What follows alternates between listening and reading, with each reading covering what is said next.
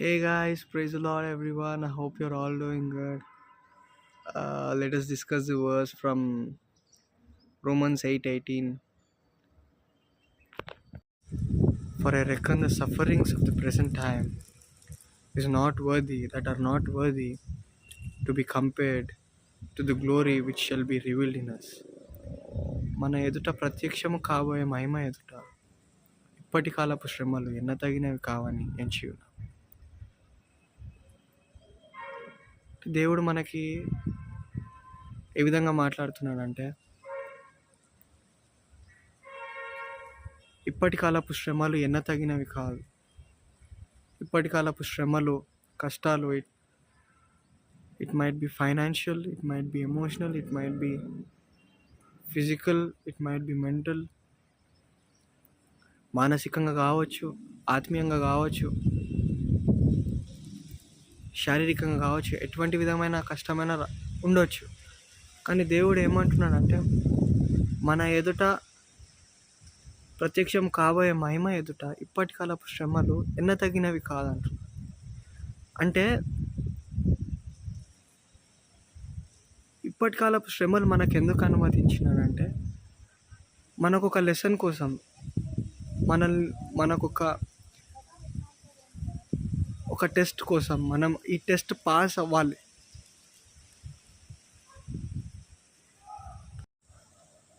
ఈ టెస్ట్ అంటే ఎన్ని కష్టాలలో కూడా నువ్వు దేవుని వైపు చూస్తూ, దేవుని ఆరాధిస్తూ, దేవా నేను నీకు సమర్పిస్తున్నాను, ఏమైనా కానీ నేను స్తుతిస్తాను, నేను ఆరాధిస్తాను, నేను కోల్పోను అని అనుకొని మనం ఉంటే, మన విధేయతకు, మన తగ్గింపుని కోరుతున్నాడు దేవుడు.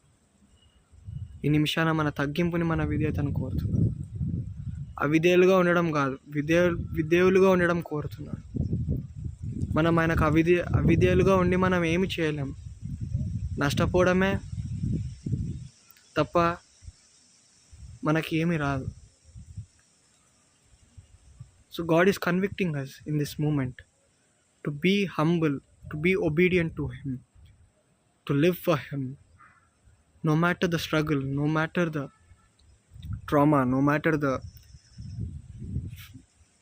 deception of the enemy, no matter the pain. ఇప్పుడు ఇజ్రాయేలియన్ ప్రజలందరినీ దేవుడు ఎర్ర సముద్రంని 2 పాయలు చేసి తీసుకొని వచ్చినాక కూడా మేము ఏం చేయాలి, మేము ఎట్లా తినాలి, మేము ఎట్లా బతకాలని క్వశ్చన్ చేస్తూ ఉన్నారు. కానీ దేవా నువ్వు చేసిన మేలుకై వందనాలు స్తోత్రాలు అనలేరు. మనం ఆ పరిస్థితిలో ఉన్నామా? వాళ్ళకి పరలోకం నుంచి మన్నా ఇచ్చినా కూడా వాళ్ళు ఏమని క్వశ్చన్ చేస్తున్నారు? మాకు దీంతో అవుతలేదు, మాకు మాంసం కావాలి, మాకు మీట్ ఫుడ్ అనేది కావాలని చెప్పేసి అంటున్నారు. అంటే దేవుడు చేసిన మేలని మనం గ్రహిస్తలేమా? ఆయన చూపిన కృపను, ఆయన చేసిన మేలను, ఈ made a way when there is no way. ఒక ఇంపాసిబుల్ సిచ్యువేషన్లో మన ఎదుట ఒక మార్గం సరళం చేసినాడు. ఎక్కడైతే మార్గం లేని దగ్గర మార్గం సరళం చేసినాడు. యెషయా 43:19 దేవుడు ఏమంటున్నాడు? ఇదిగో నేను ఒక నూతన క్రియ చేయొచ్చున్నాను, నువ్వు అది గ్రహింపవా? అది ఇప్పుడే మొలచును, ఎడారులలో నదులు పారు చేయొచ్చున్నాను,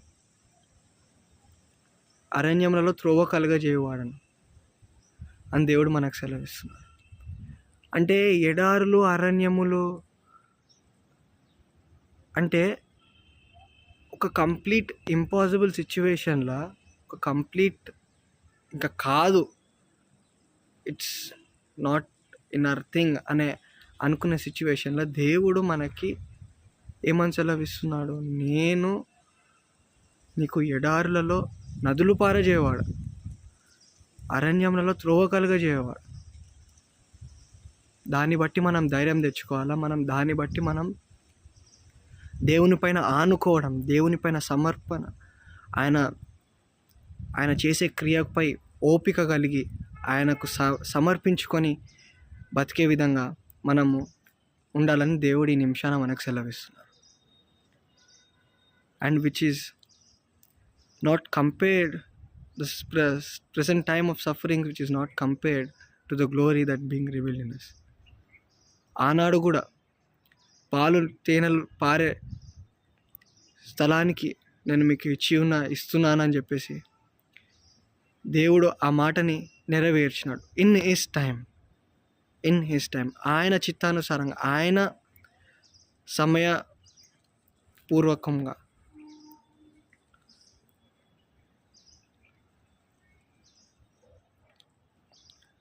So thank you all. Praise God. Let us get close to God in this time of testing and call for the obedience, and let us be humble before God